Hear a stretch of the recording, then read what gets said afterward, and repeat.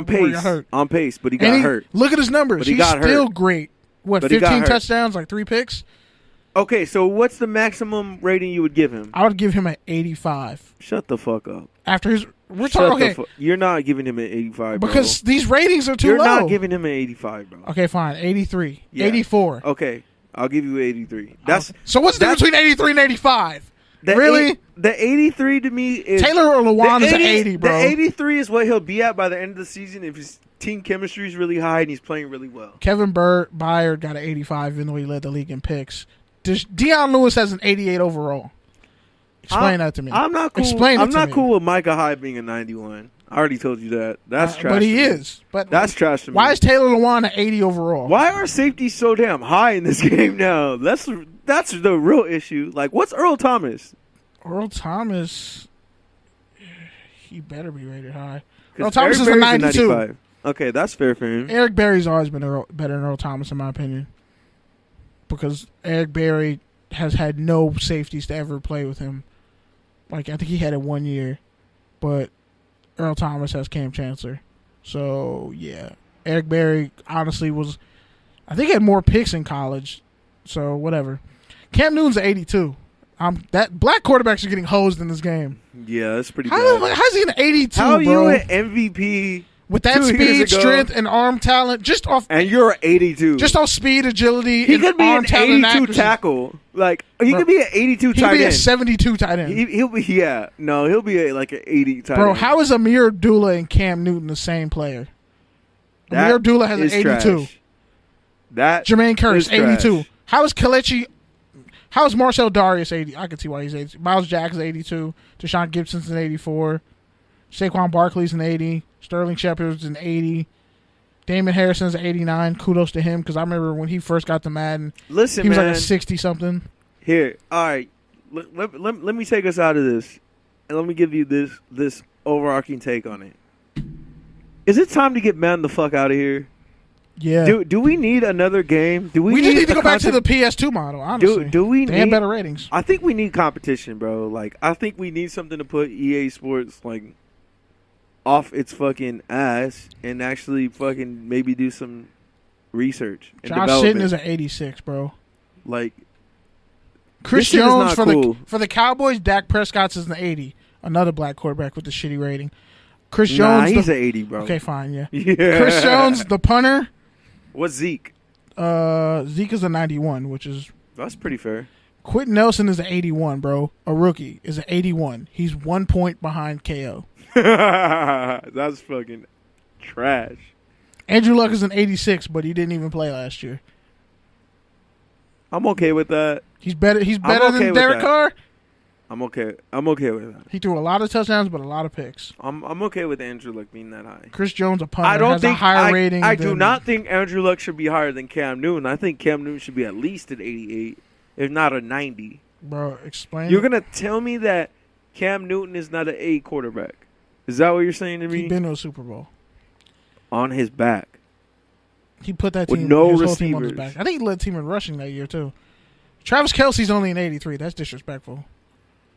Baby Gronk had a couple 1,000-yard years, and he's only at 83. Justin Houston is 82. Explain that to me. I know he was hurt, but explain that to me. Casey Hayward, 91. Deserved it. Raiders somehow didn't get him. Keenan Allen's a 90. Even though he has no. Phillip Rivers is an 86. Yeah. That's fair. All right, man. So on some other topical note, this week, or I guess last week, the World Cup started. We touched on it a little bit, but I wanted to go into a little bit more, even though the U.S. isn't actually playing. So Mike Freeman actually put together. I believe that we won't win because we suck. So he actually put together a deserved the team sound effect. of football players. Wait, sorry. Yeah, boo you. America needs to get booed right now. Sorry, man. We got new sound effects. I didn't practice before. My bad. That's cool. Anyways, JR. Mike Freeman put together a team of football players who could play soccer. So, you soccer fans, this is for you. At forward, I could beat this list.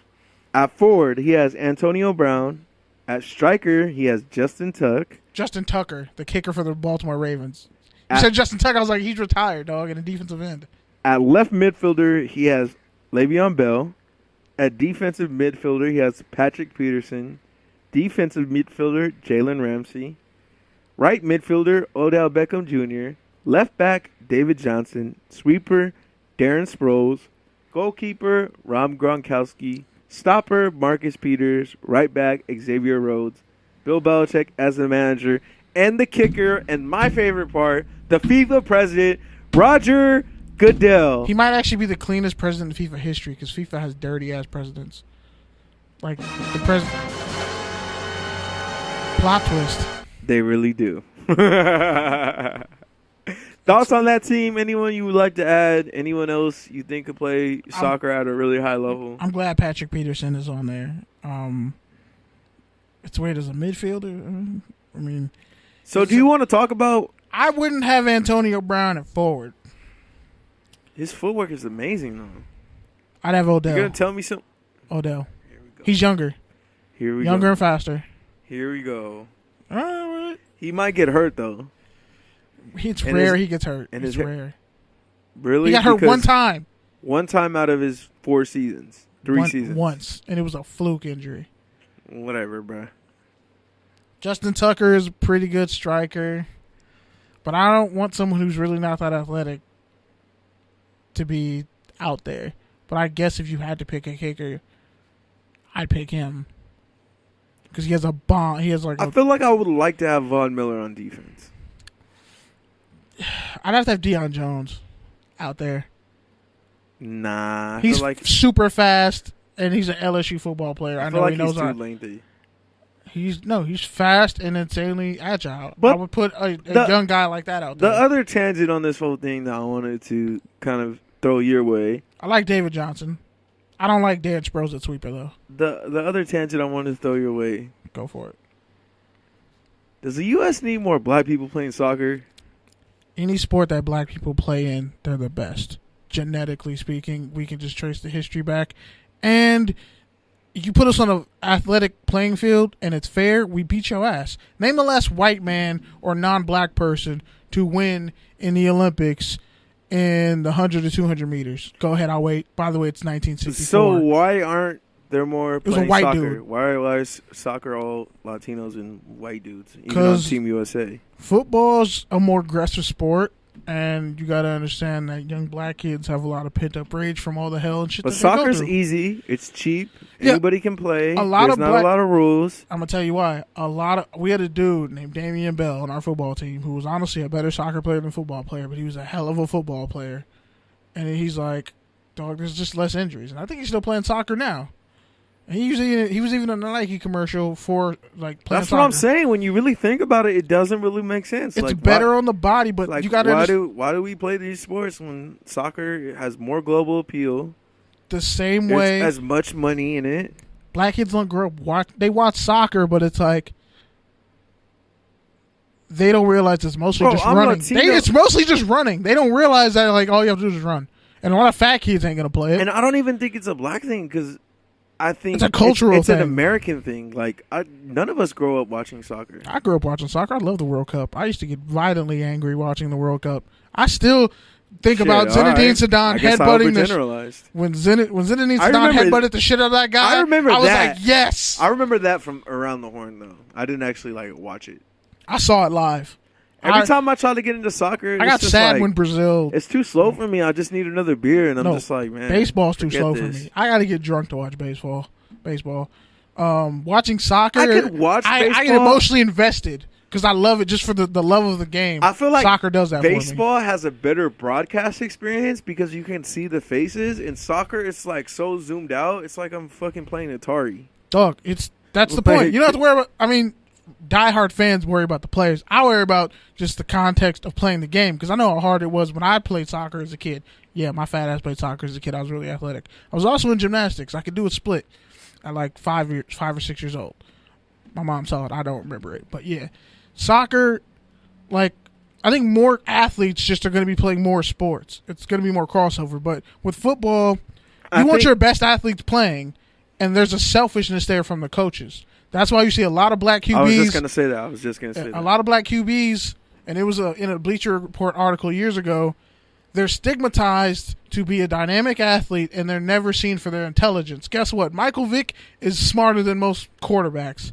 You want to know why? Because it takes a lot of natural ability and innate intelligence to shit on people the way he did his whole career athletically. Well, because you not only got to understand the passing lanes, but you got to understand the running lanes. You got to know your own body enough to like, I can outrun this guy. I can juke this guy. I know I can beat the safety. I understand running lanes, but also a lot of these, and it's the same way. And I remember when Londale High was up here a couple weeks ago, and they were talking about passing leagues, and it's true, man. A lot of these cats who run passing leagues, it's bullshit, to be honest. You just practice the same, like literally, and tell me if this is true. When you would go and do scout week, you're preparing for an opponent and it's a spread team, you're like, oh, this shit's easy. We already know what they're going to run. You get out a clipboard with just a bunch of option routes, like they're going to run a streak. You know what the blocking scheme is. Yeah, that's what I'm saying. But that was my offense. But you understood what the blocking scheme was. It was super easy, and on defense, like all you got to do is rest. Like, but that was our offense. So that wasn't that was a scout team I liked because I already knew the plays because we ran them normally. And I came from a spot where I understood spreads, but I ran the wing T shit.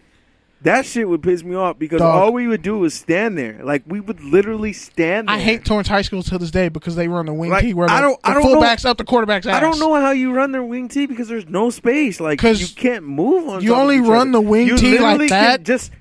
It's literally just contact. You're cut blocking. You're literally cut blocking, and they're cut blocking you, and it's just like they get like in a 4-point stance on offense. Sometimes somehow the running back breaks free and then just has to make the safety miss, and it's a touchdown, and you're like, oh, okay, I guess that was a good play. Like, but De La Salle used to run that, but that's because they had disciplined linemen. And when you have elite skill players running that offense, it works every time. And I think it's scary. And I think the thing you always bring up about the transfer rules changing, I think that's going to be good for players. Shout out to Modern Day getting like 7 new D1 athletes on their team this past week.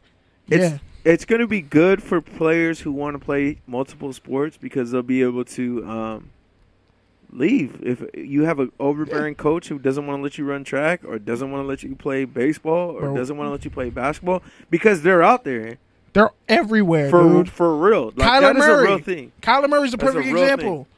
He'll probably, if he stayed, sorry to cut you off, if Kyler Murray stayed on at Oklahoma, he'd probably be a Heisman contender. He's probably more athletic than Lamar Jackson. When you look at how fast he runs, and you look at the fact that if he made it to the NFL, let's be honest, if he was white, he'd be seen as the next great hope. But because he's black and he's an incredibly athletic QB, the stigma is he's not going to be a quarterback. He has to go play another position. But in his case, he ain't really going to be a quarterback, just watching him. But he's already making like $4.6 million as a baseball player. He's making more than some of his coaches. And because he was great at baseball, the North Carolina receiver went on to sign with the Angels. Some of these cats know, like, baseball and soccer are the way out. I'm just going to be honest. With a lot of athletes, but there's not soccer programs and everything like that. Like, it's just a different feel. Like, culturally, it's like, okay, Latinos play soccer. There's, like, a stigma that, like, black people can't play it for some reason in some areas because they think, oh, we can't afford it. And in some cases, some of the equipment is really expensive. But on the same token, I think it depends on the area you're in. But mostly, I think it's just because people are trained, black kids are trained to stick to football and basketball.